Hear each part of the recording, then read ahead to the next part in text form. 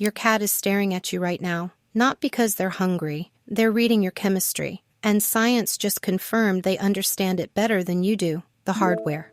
Here's where it starts. Humans have roughly 6 million olfactory receptors. Your cat has 200 million. But the nose isn't even the most impressive part. Inside the roof of your cat's mouth sits an organ most people have never heard of, the vomeronasal organ, also called Jacobson's organ. You've seen it in action without knowing it. That strange moment where your cat sniffs something and freezes with their mouth slightly open, lips curled back, eyes distant. That's not a weird face. That's a supercomputer booting up. When your cat triggers Jacobson's organ, they aren't just smelling. They are routing chemical signals directly to the amygdala, the emotional processing center of the brain. They are converting invisible molecules into meaning, into feeling, into a complete internal picture of you that bypasses language, bypasses behavior, bypasses everything you think you're hiding. When you're stressed, your body releases cortisol. When you're scared, adrenaline floods your system.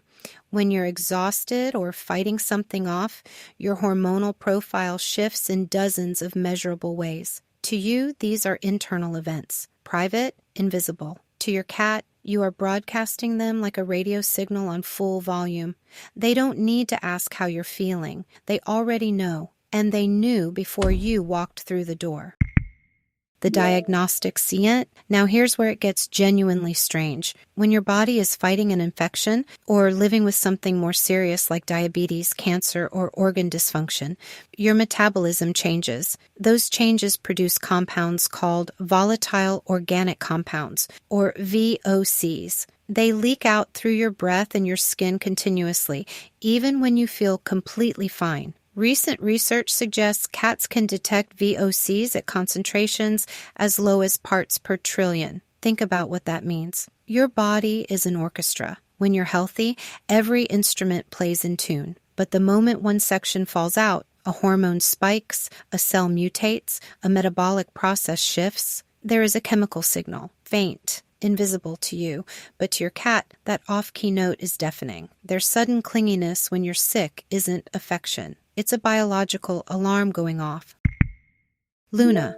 A woman named Sarah noticed her cat Luna, normally independent, aloof, indifferent, suddenly became obsessed with one specific spot on Sarah's left side, sniffing it, kneading it, refusing to leave it. For days on end, every time Sarah sat down, Sarah felt completely fine. Nothing hurt, no symptoms, no warning signs. But Luna's behavior was so relentless, so focused, so unlike anything she'd done before, that Sarah eventually went to the doctor. The result, an early-stage tumor, located exactly where Luna wouldn't stop pressing her paws. Luna wasn't psychic. She was a biological sensor responding to a metabolic signature that didn't belong. The tumor was producing compounds that Jacobson's organ flagged as wrong. The kneading and purring weren't random comfort. They were Luna's only available response to something she detected but couldn't fix. 200 million olfactory receptors, an ancient organ wired directly to the emotional brain, and 60 million years of evolution designed to monitor every chemical shift in their environment. Luna was doing exactly what she was built to do.